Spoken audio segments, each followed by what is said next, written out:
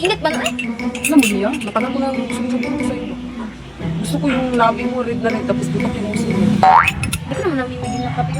Pero alam mo ba dati, te? Ang gusto ko talaga sa'yo yung blush mo. Kulay itim tapos ang ganito. Tapos hindi ka namimigay. Magtimpla ka dun. Pero parang mas bagay sa'yo kung ano. May kilay kang pa ganyan pa straight. Perfect yun. Ikaw, okay mo ba dyan? Tingin mo sa akin, napakaganda ko. Sabihan mo lang kung unti lang ako. Press. Pero alam mo ba dati, kahit ngayon, mas gusto ko sa'yo kulay itim na lipstick tapos hanggang dito. Ganyan. Pero feeling ko mali. Mas maganda ka talaga kung may blush on ka. Yung red na red dito.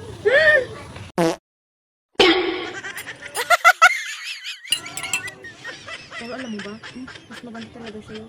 Ano? Kulay pula na kilay tapos makapalit. As in? Magmumukha ba akong si Angelina Jolie? What? Go! Go tayo.